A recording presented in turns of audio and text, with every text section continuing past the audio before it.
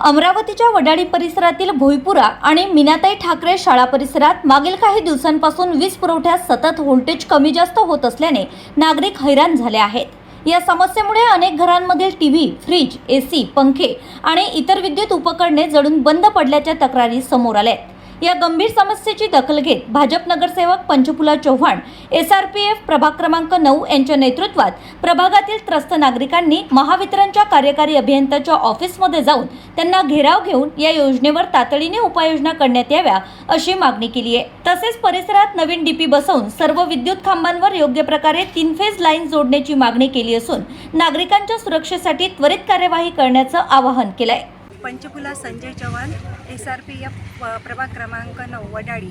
आम्ही इथे साहेबांना, गाठोडे साहेबांना निवेदन देण्यासाठी आलेलो आहे, कारण की वडाळी प्रभागामध्ये व्होल्टेजचं खूपच प्रमाण वाढलेलं आहे। त्यामुळे नागरिकांना खूप त्रास होत आहे। आताच जवळपास जेव्हा हवा वगैरे सुटली होती तेव्हा कोणाचे फ्रीज गेलेले आहे, कोणाचे कूलर गेलेले आहे, व्होल्टेज कमी जास्त होत आहे। आणि बरेचसे मजूर वर्ग आहे, त्याच्यामध्ये कसं आहे की लहान लहान बाळांना म्हणजे बाहेर घेऊन बसतात, एवढं प्रमाण जास्त झालेलं आहे। आणि वडाळी प्रभागामध्ये युनिटी जास्त म्हणजे युनिटी असल्यामुळं काही विपरीत परिणाम होऊ शकतो आणि खूप प्रमाणामध्ये माझ्या महिला भगिनी आलेल्या आहेत। त्याच्यामुळं कसं आहे की विपरीत परिणाम होऊ नये, आम्ही यासाठी गाठोडे साहेबांना पत्र निवेदन देण्यासाठी आलेलं आहे। गाठोडे साहेबांनी आम्हाला 8 दिवस दिलेले आहे। 8 दिवसामध्ये त्यांनी आम्हाला चांगला प्रतिसाद दिला आहे, चांगला प्रोत्साहन दिलं आहे। तर त्याच्यामुळं आणि नवीन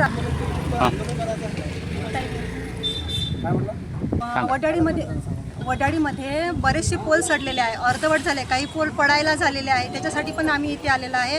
आणि तिथं डीपीचं जास्त प्रमाण आहे। डीपी म्हणजे कसं आहे की तिथं नवीन डीपी बसवावं लागते, त्याशिवाय पर्याय निघत नाही।